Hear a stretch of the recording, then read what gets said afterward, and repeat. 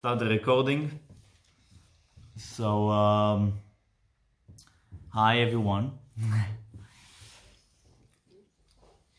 Our Parashat Shavua, Parashat Vayera, the portion of Vayera, very, very, very special, very interesting, a lot of important things.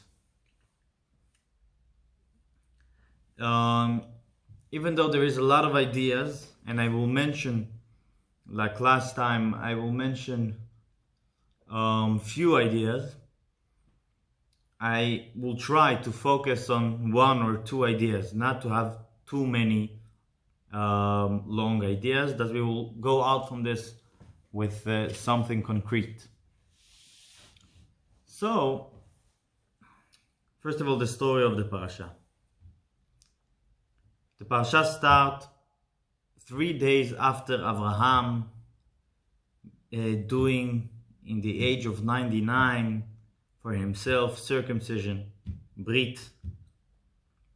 And that's why 3 days after, he's sitting in his tent and he waiting for guests to come, but there is no guests. Why there's no guests? Because God did this time very, very hot. The Torah said that he took the sun from her case. Why? That Abraham can rest. If there is guest, he need to run, to bring, So Abraham relaxing. In the third day, special guests come to visit Abraham. Who is it? God himself. God himself came to visit Abraham. This is how we're learning from the few words in the Torah. It's not something, as you said, tales.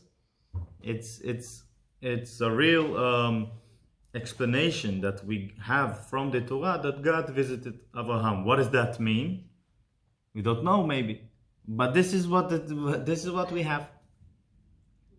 So God visiting Abraham, and then Abraham seeing from far 3 Arabs coming.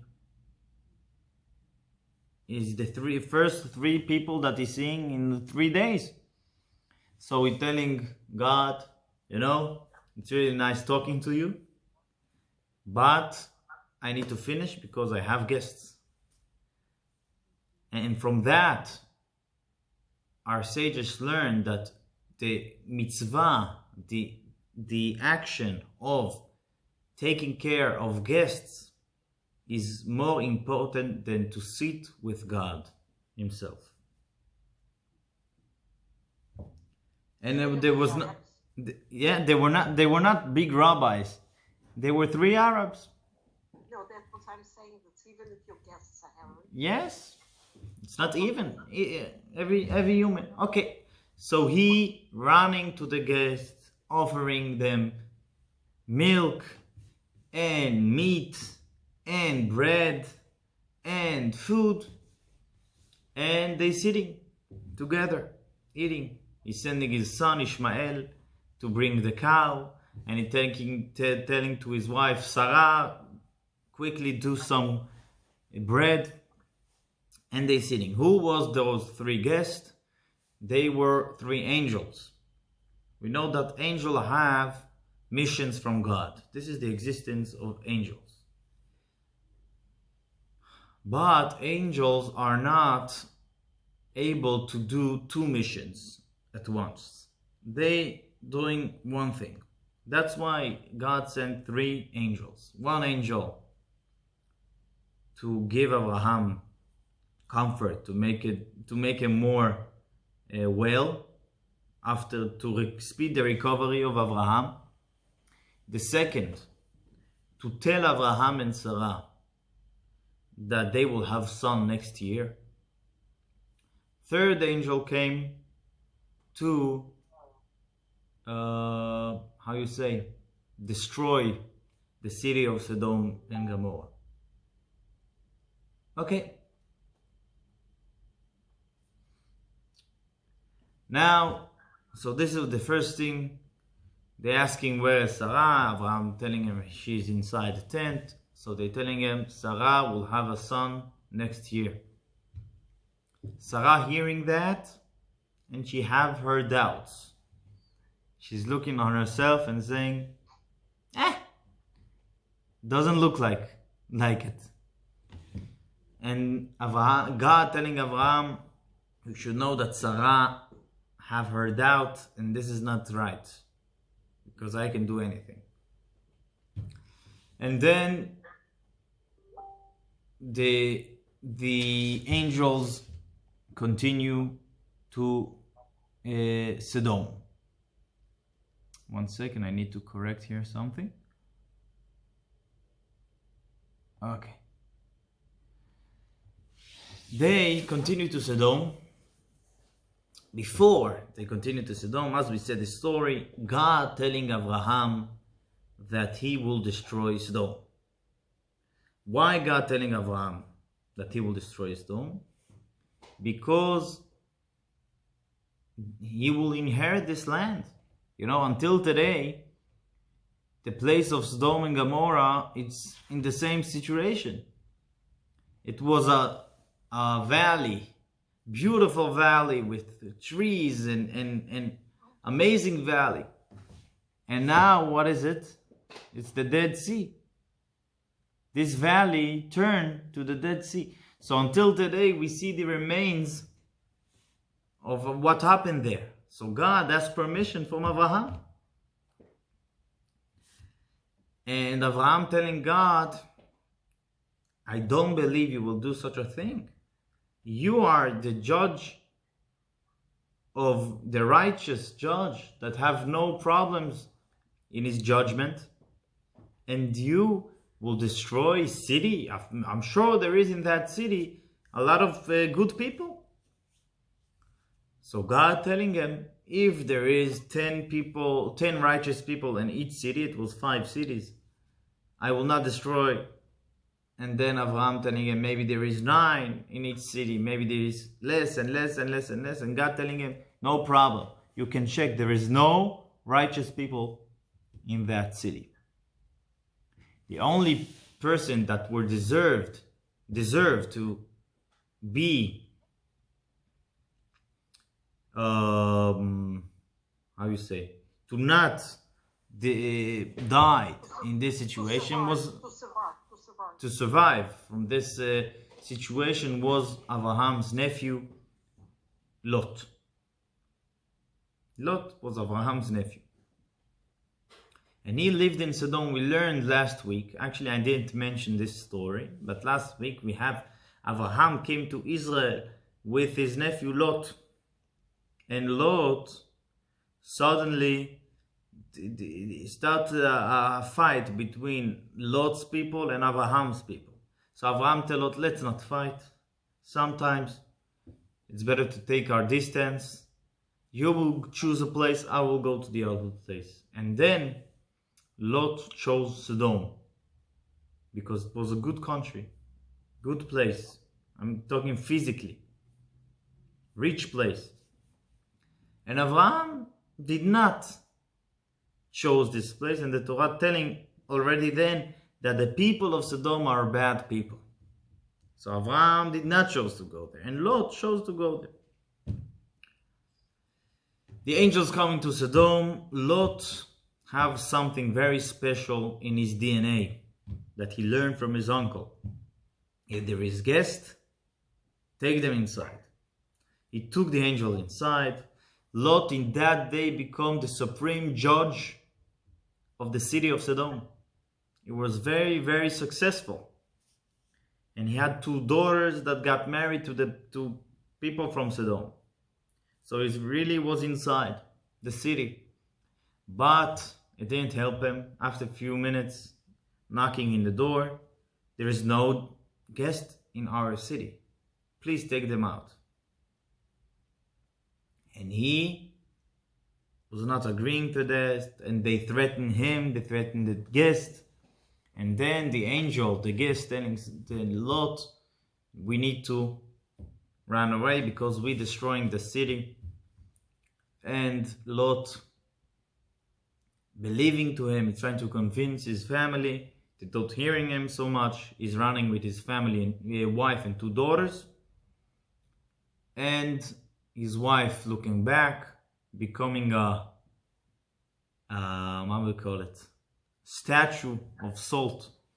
Oh, right, yeah. I will talk a little bit about this story. That's why I'm not getting into details. And then they come into the cave. Lot with his 2 daughters.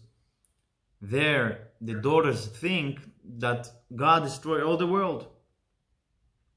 So they deciding that they bring new people to the world, that the world will continue. So they giving their father wine, he's getting drunk, and they bringing from him 2 kids. Ammon and Moab.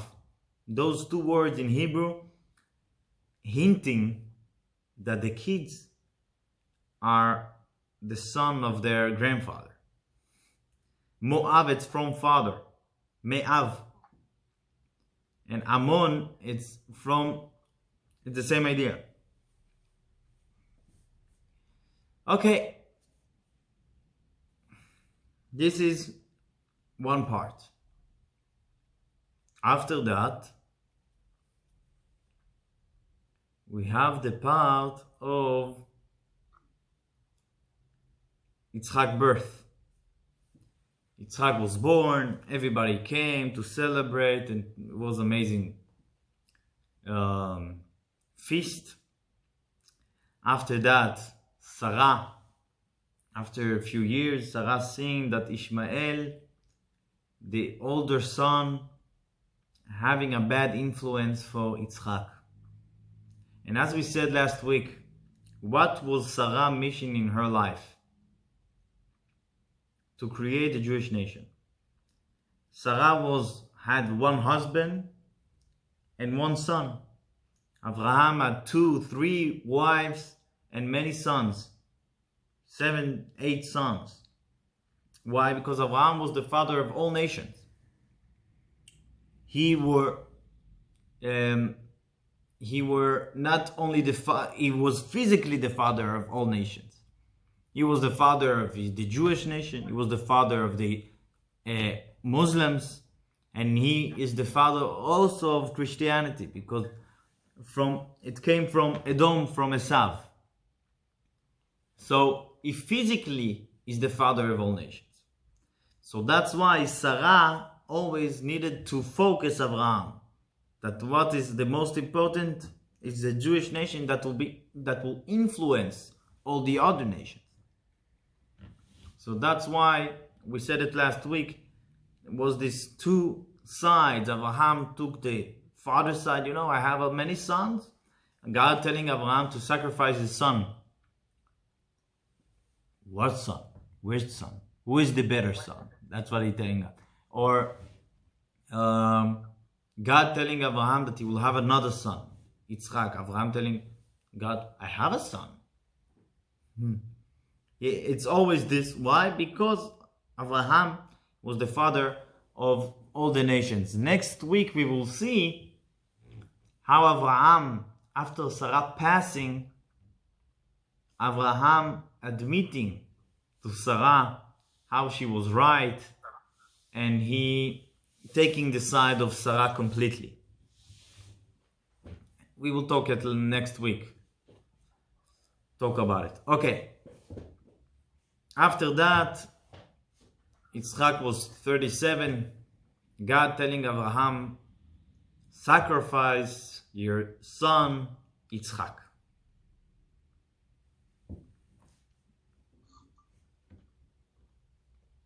Sacrifice your son Yitzchak. Okay. So we all know the story. Abraham taking Ishmael and Yitzchak, and they're going. Where are they going to? They're going to the mountain of Hamoriah. Har HaMoriah. What is Har HaMoriah? Har HaBayit. What is Har HaBayit? The place that we built many, many years after the Beit HaMikdash. And then he taking everything. Abraham woke up early in the morning, preparing his donkey, putting in his donkey everything, and they going to the mountain. In the way, when they seeing the mountain, Abraham is going alone with Yitzchak. And I heard something. Listen what is the country of Israel, the state of Israel. When I was a boy, I was in Jerusalem one summer, and I was going to do, every Friday we were going to put on tefillin. You know, we're standing in the malls. Yes. I remember I was going to Malcha Mall. It's a mall in Jerusalem. And the taxi driver started showing us how much he knows Torah. And probably we were not impressed by him. So he's telling us, I will tell you something that you don't know. So that's, we would love to, yeah? Why not? So he's telling us, how do you know from the Torah that Abraham knew that he will not sacrifice his son? He knew from the beginning, from before. We told him we don't know, Abraham, we don't know. So we're telling him, in the way, he telling us, in the way to the mountain, Yitzchak asking Abraham, Ine ha'esh ve'ha'etzim, here's the fire and the woods to the sacrifice. Ve'ayeh haseh le'olah, and where is the sheep to sacrifice? So Abraham telling Yitzchak, God will show us. How are we saying it in Hebrew? Elokim yir'eh lo. Aseh le'olah. Elokim, God, yir'eh lo, will show him. So he telling us, Elokim yir'eh lo, it's a strange expression. Telling us, listen carefully. Elokim yir'eh lo, it's initials.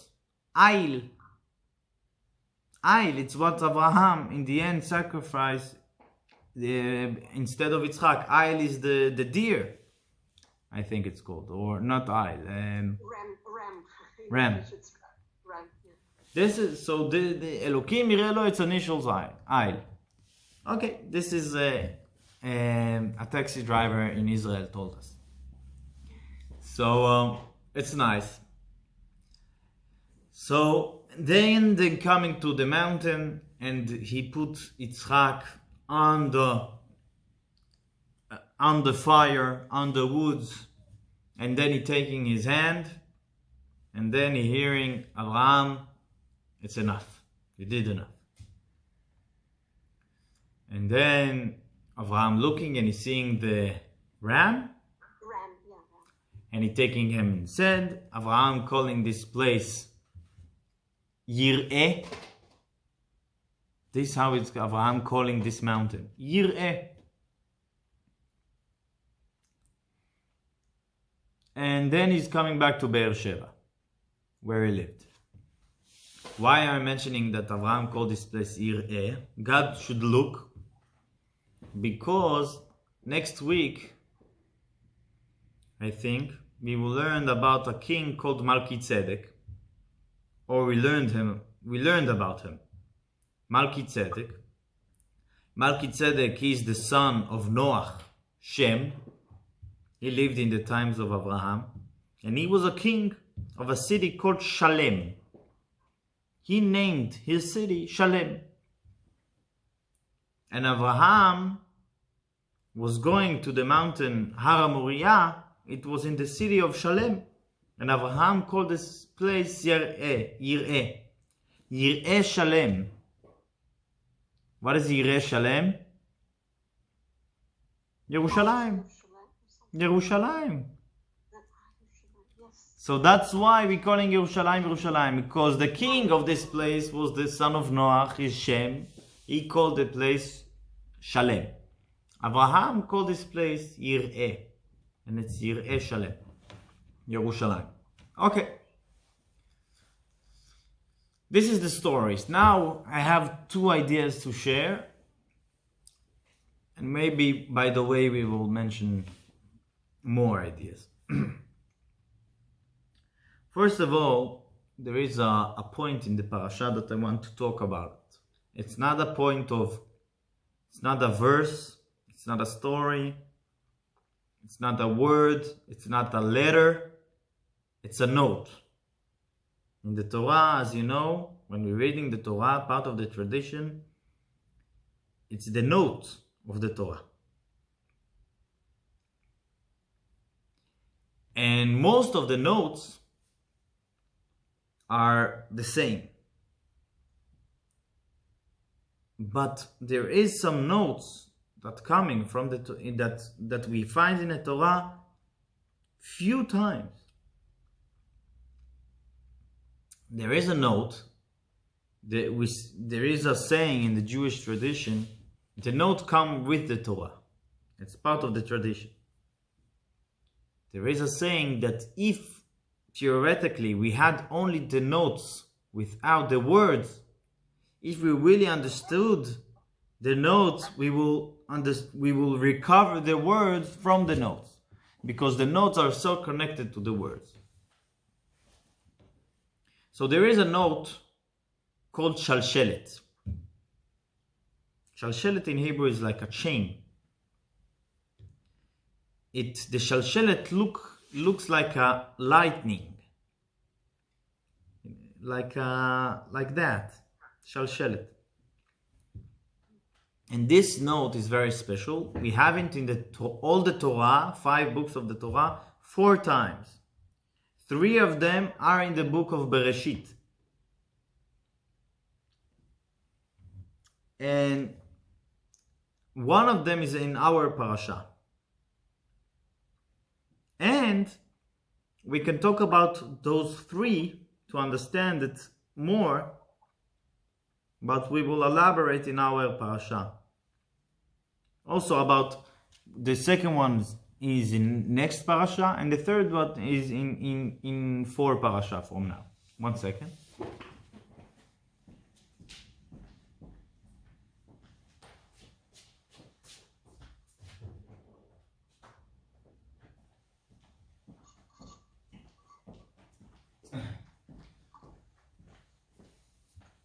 So the Shalshelet have very special tune. The Shalshelet we're doing Shalshelet.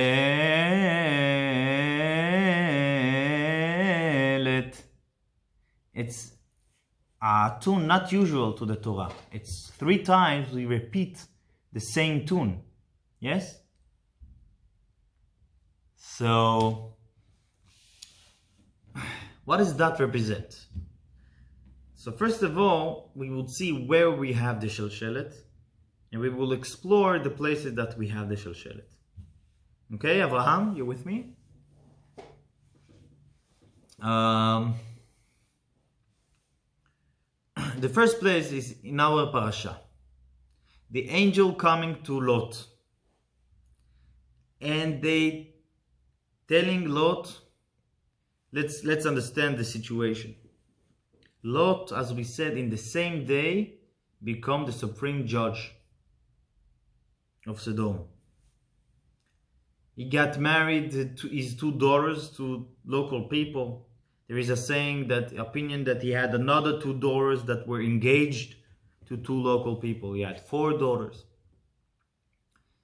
And then he taking those 2 guests to his home. And then all the city coming to his home and telling him, you're not doing right. Taking them out. Take them out. And he trying to convince him, so they telling him, if you will continue, we will kill you. Yourself, not only your guests.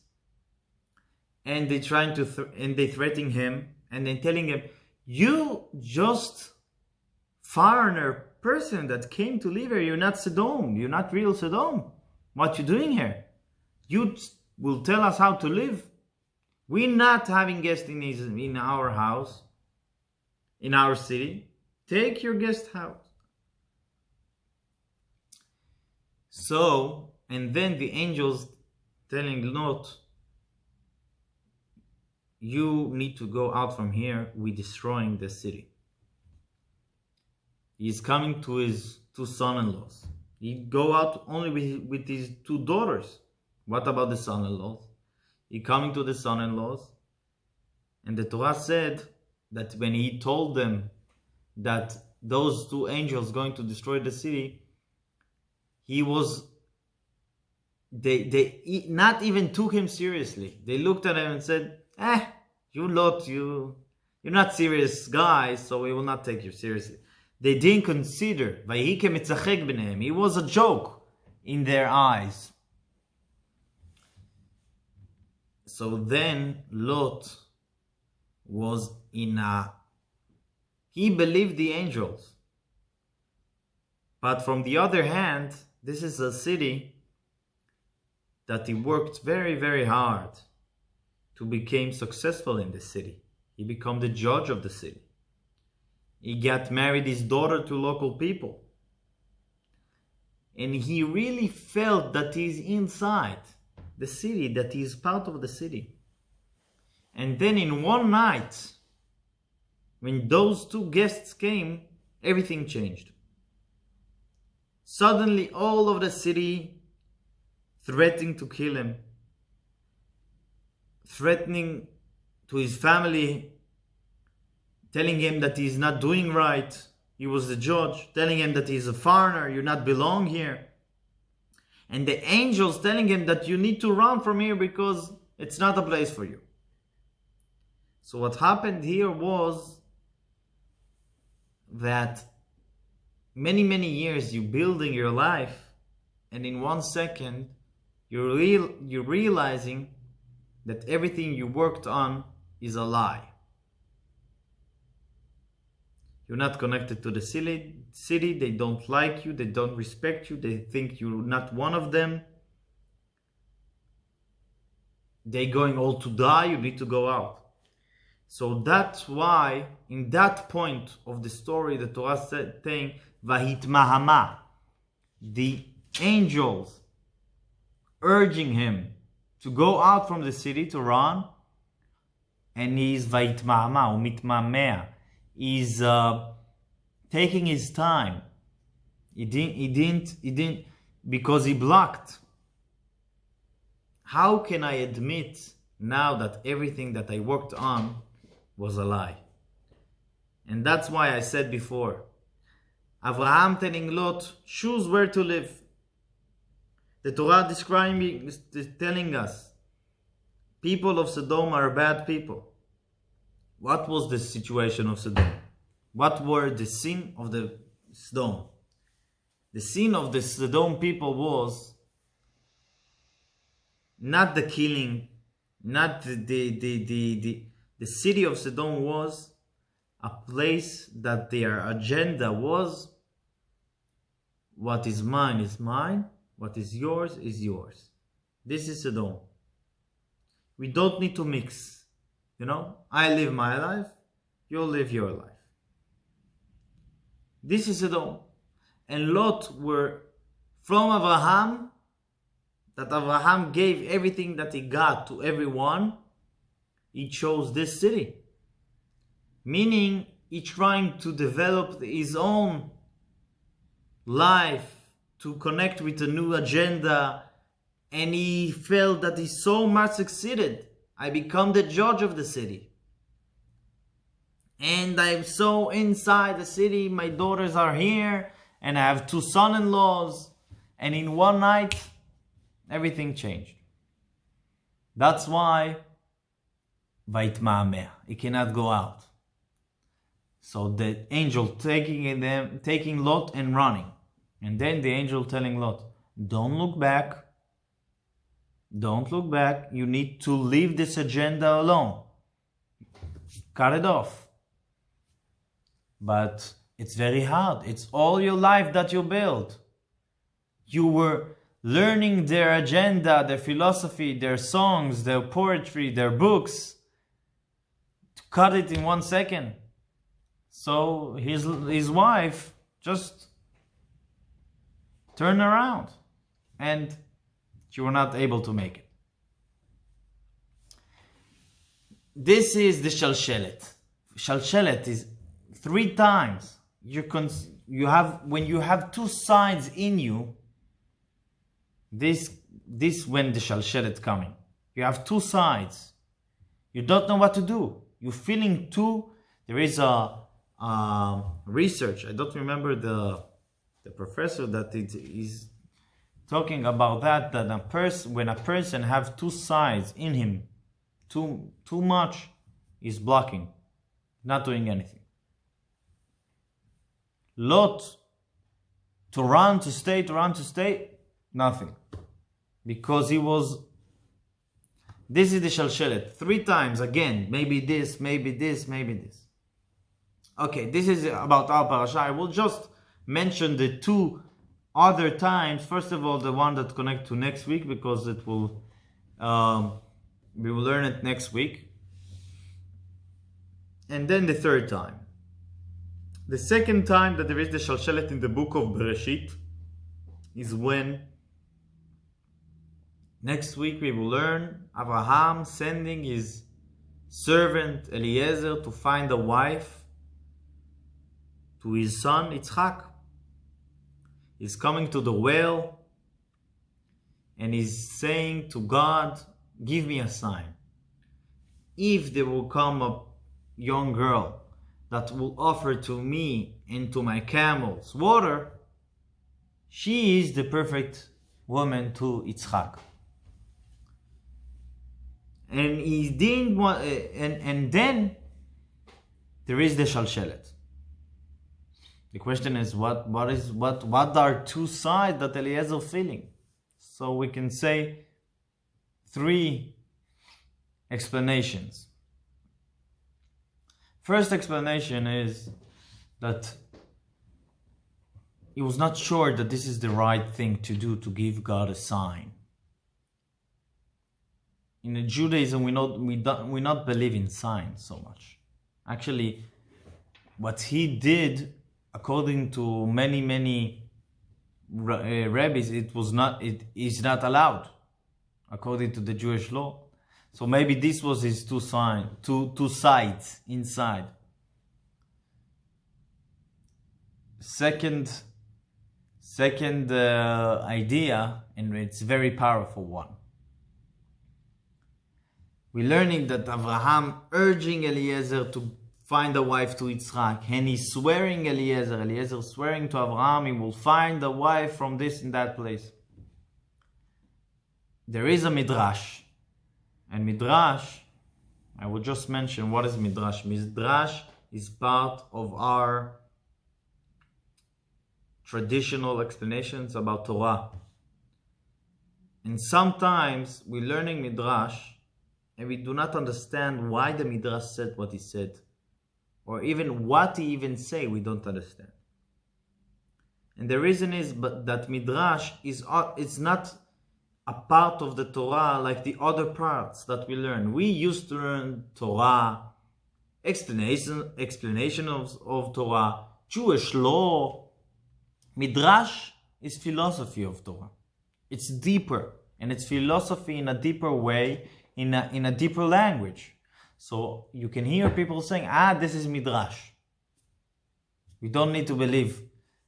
It's exactly the opposite. Midrash have inside the first seeds of insight, of deeper level of Torah that we can see. It's the first seeds are in the Midrash. And this is very, very interesting and very amazing. And sometimes God's doing us a favor, and one of the rabbis explaining the Midrash, that you are saying to yourself, how can I talk about Midrash after the explanation? It's so amazing. And we will not talk about it today, but there is amazing explanations about Midrash that you cannot understand before, but after the explanations, it's very, very deep. So the Midrash said that Eliezer had 2 sides in him. Eliezer had a daughter. And he wanted Yitzchak to marry his daughter. He knew who is Abraham. He was the person that everything from the houses of Abraham, it was the household. Everything from Abraham came through Eliezer. And he understood the power of Abraham. He understood the power of Yitzchak.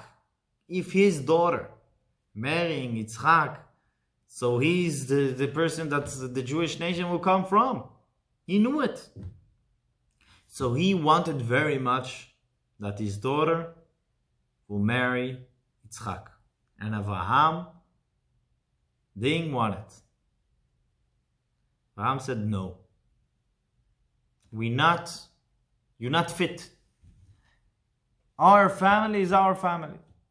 And Yitzchak married his cousin. Only with his family. So he coming to the well, he's a good servant. He believed so much in Abraham. And he's coming to the well and said, God, please give me a sign that I will find a woman to Yitzchak. But always inside there is, maybe don't send no one. I will go to Abraham telling him, I tried, I didn't find. There is my daughter. No. And so he had these two signs in him. This is the second Shalshelet. The third Shalshelet is the story of Yosef. Yosef was a slave in Egypt. And then he became a very, very serious person. The manager of all the house of one of the great ministers in Pharaoh's palace. And the wife of this minister wanted Yosef to be with her. So she ran after him, and always he said no and no. One time there is no one in the house except the wife of this minister. And Yosef was going to the home, coming to the house. Why Yosef came to the house? You know the wife is alone there and you will be alone. Why are you coming? So one of the opinions said he came to her. He didn't. He also wanted. He came. In the last minute, he controlled himself and ran away. So in that situation, we're learning about these two sides of Yosef.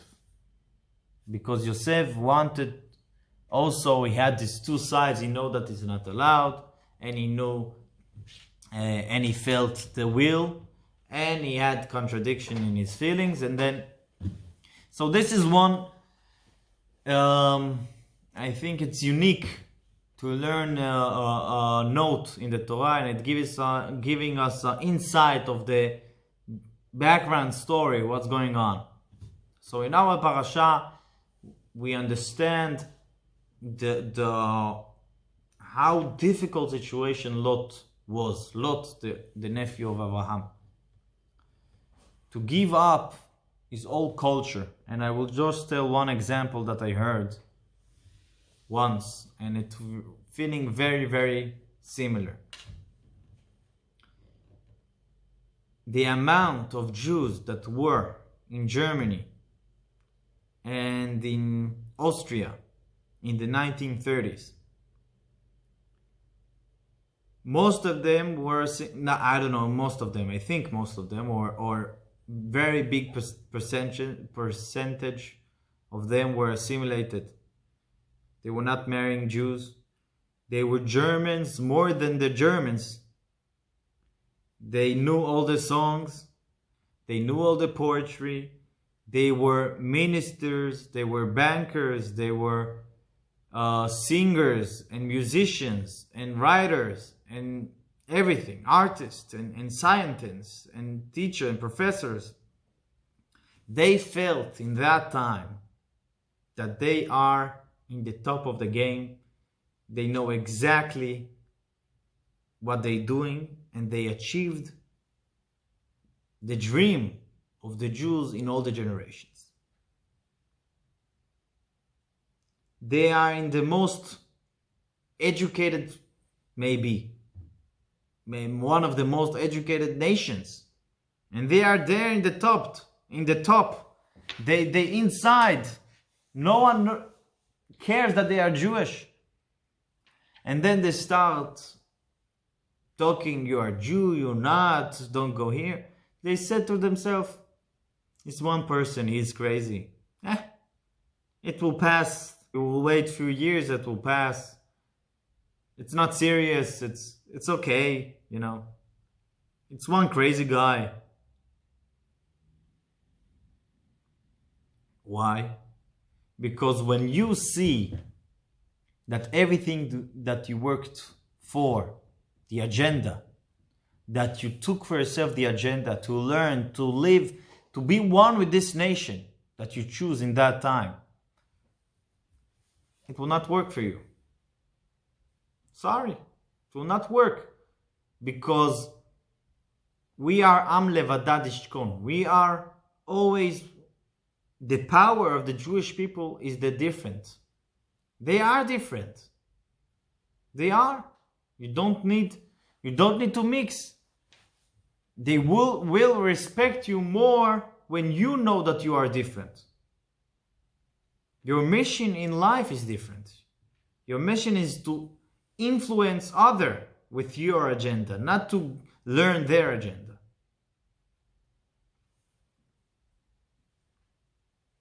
Abraham, next week we will learn that he coming to Hebron to buy the place to bury Sarah, and he telling them, I'm living here in Israel. He lived in that time not far in Beersheba. Ger vetoshav. Toshav is citizen, but ger means I'm not like you. I'm different.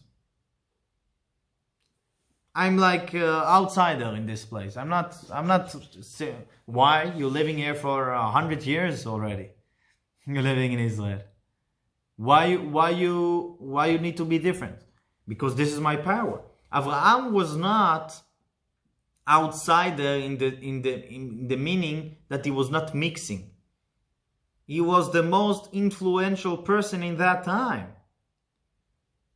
He was big author of books.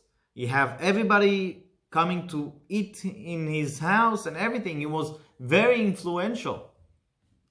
He was the father of one God, of all the agenda.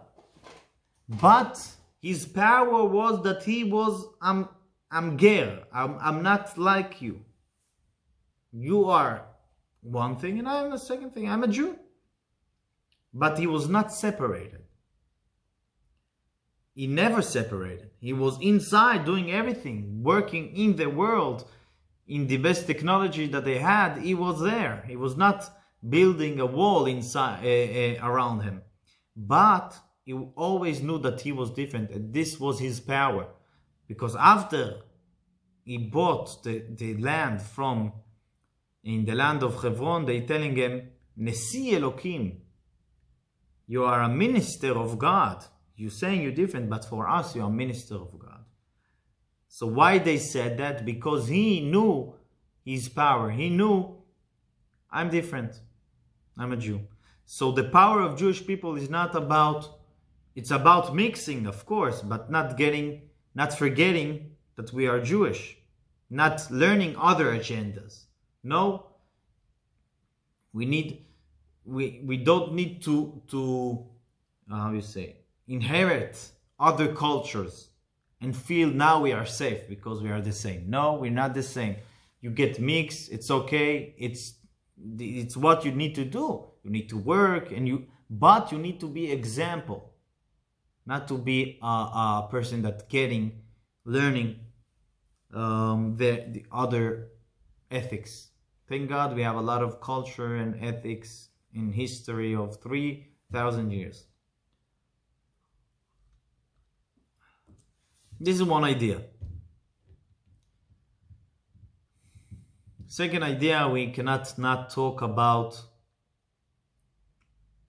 sacrificing of Yitzchak. And of course, Selina also asked that we will talk about it.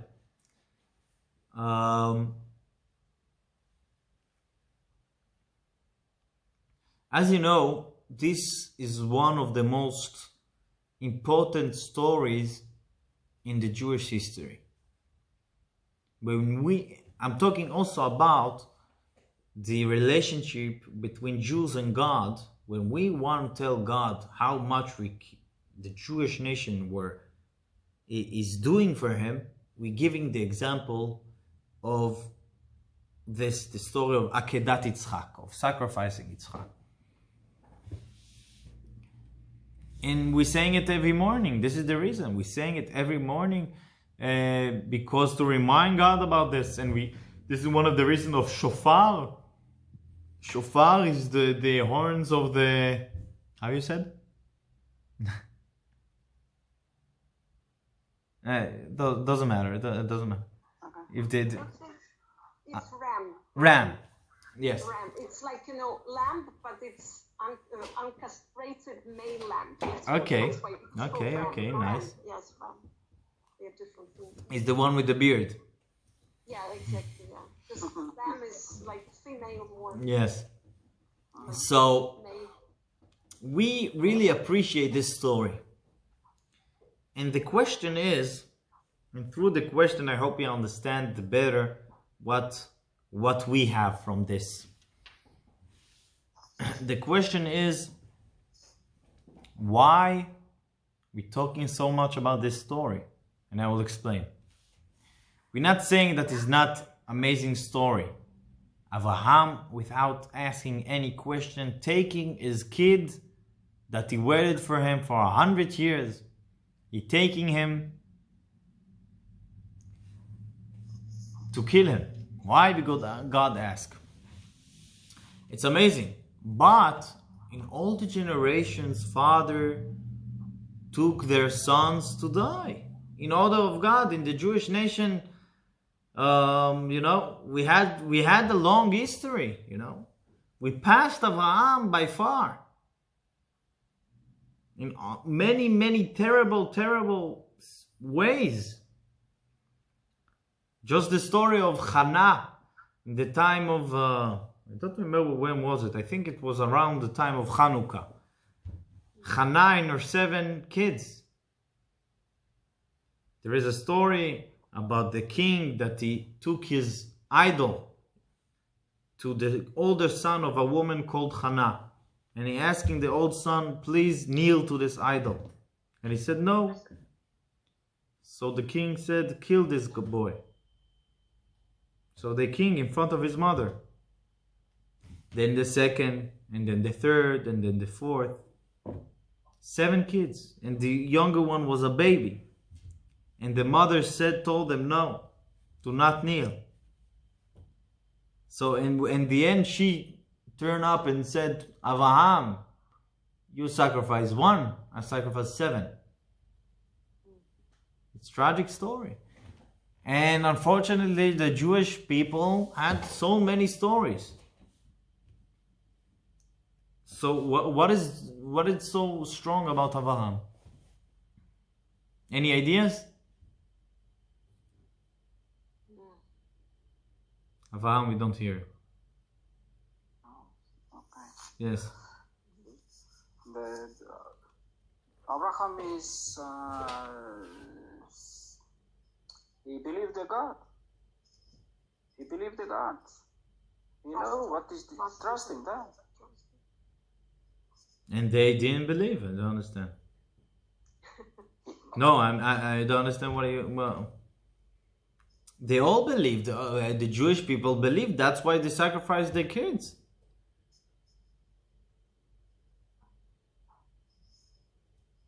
Maybe I don't understand the question. The question is that the Jewish nation, since Abraham on, had many stories of fathers or mothers or tragic stories about Mesirut Nefesh, about dying for God. So why we always talking about Abraham like he was so amazing? We had so many stories after. This is the point that I wanted to understand. Maybe maybe he was the first one. Later they were already, like it's already repetition, but he was the first one to have this kind of mentality. This is a good point. This is a good point. I will mention it. This is very, very good point. But he was the first one, so other fathers can kill their boys. It's easy. They knew already his story, probably, and deeply inside, they might even have this idea that God, at the last moment, would provide any kind of substitute.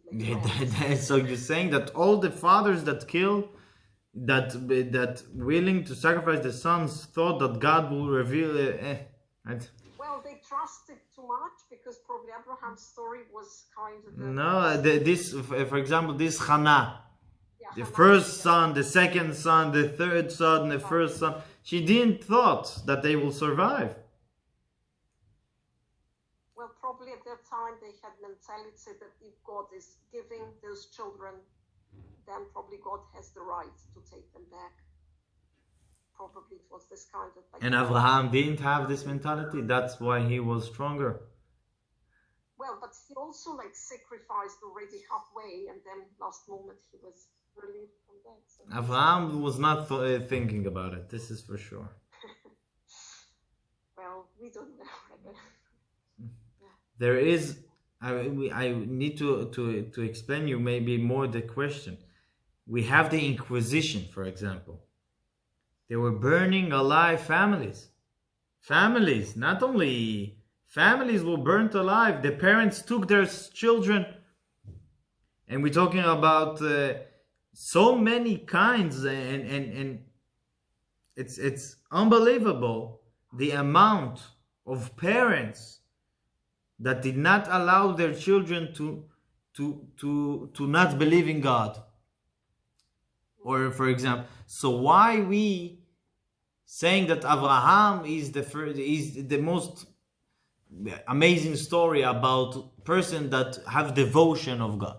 This is the question. And if you... Okay, this is the question. And the answer, I have two answers. And it's two levels. The first level, we talked about it last week. What was Abraham's life mission? Abraham's life mission was that God's name will be greater. Kiddush Hashem. Kiddush Hashem. God's name will be greater. All the world will know that there is only one true God. This is what Abraham worked all his life. And he worked really hard about that.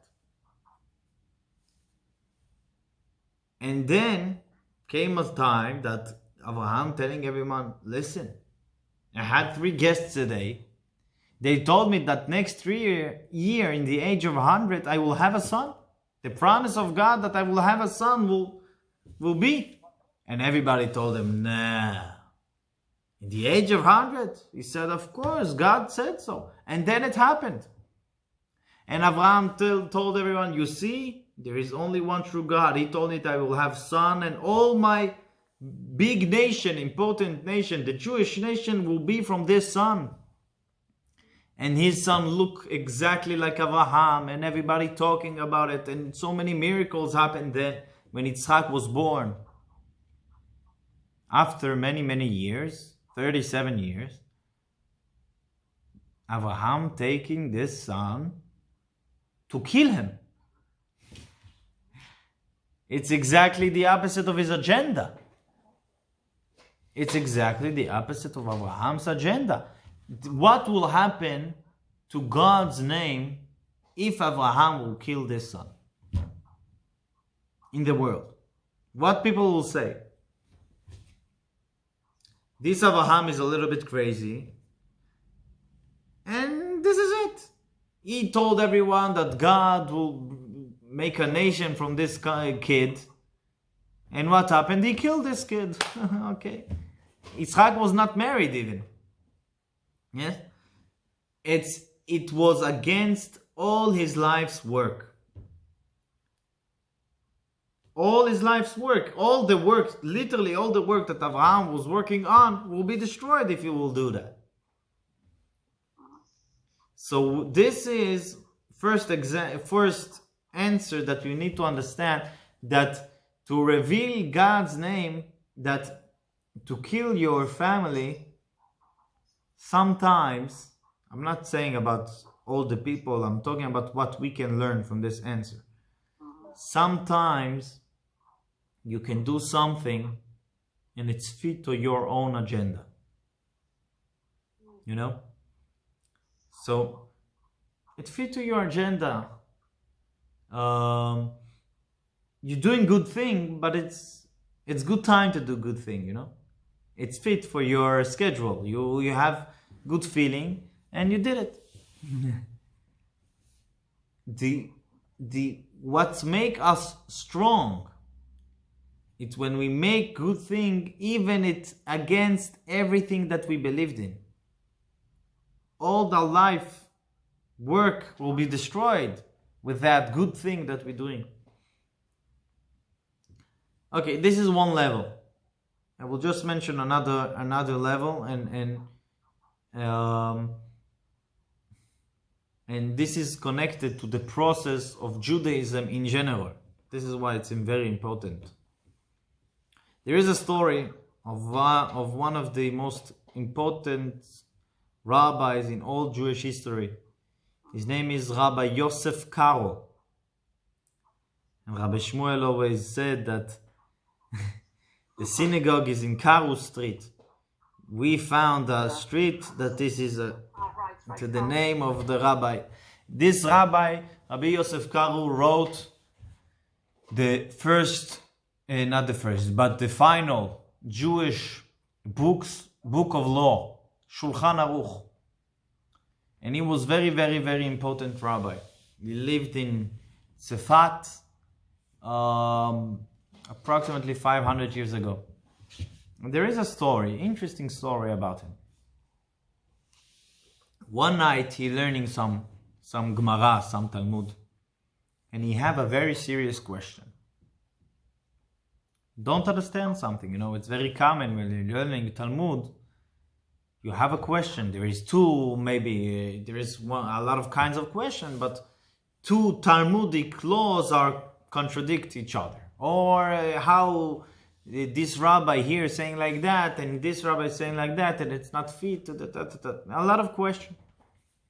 So we trying to understand, and you're thinking all night, 7 hours, you're thinking about the answer.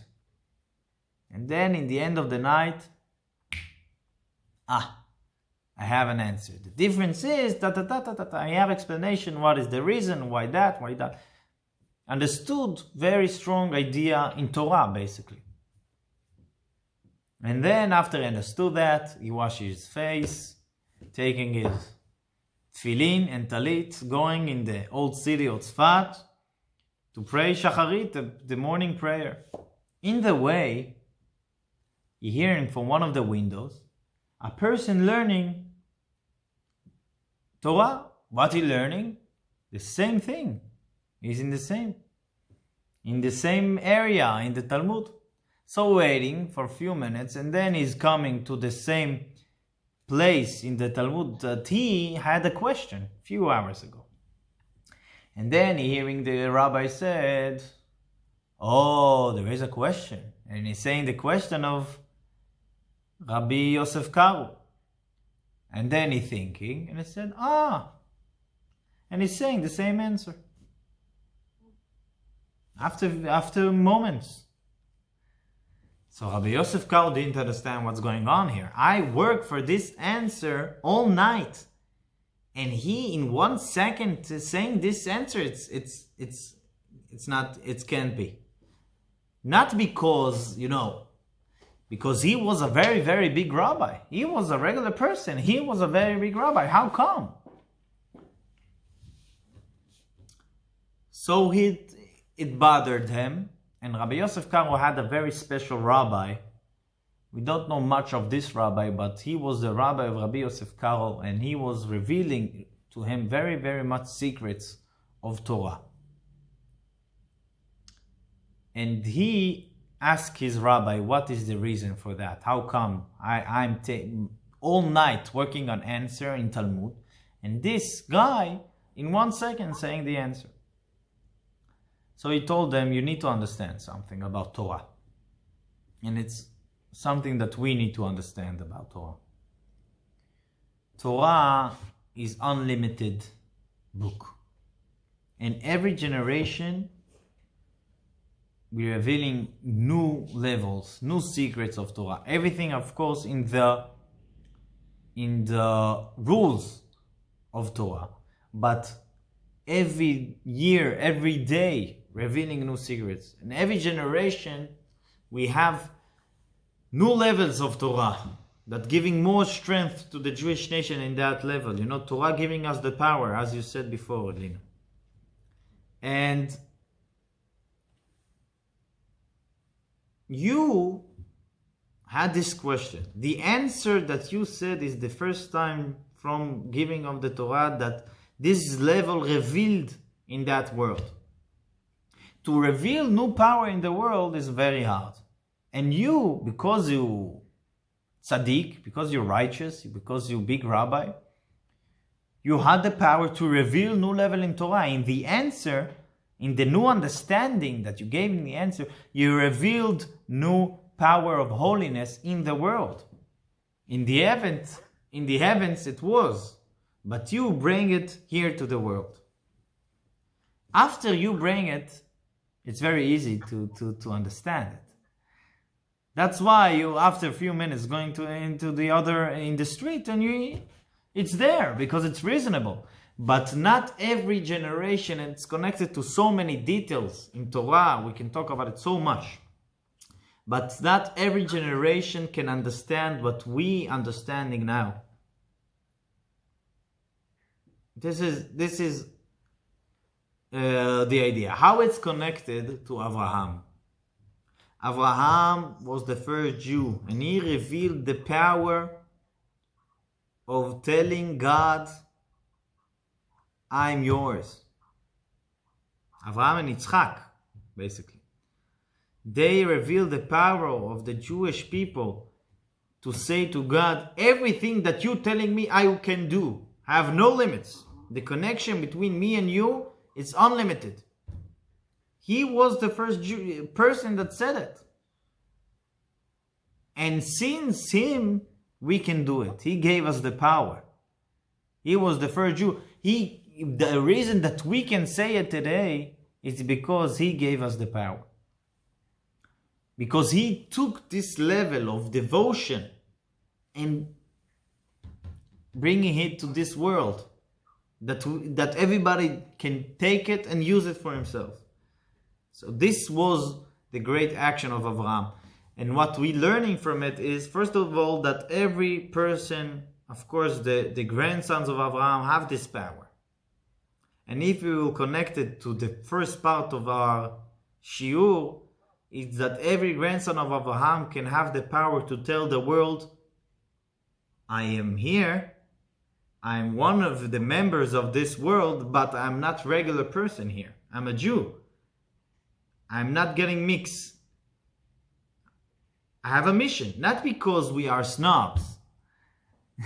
Quite the opposite, because we know that there is people that have a mission to influence the world, to take the ideas of that there is one God and there is order in the world, and there is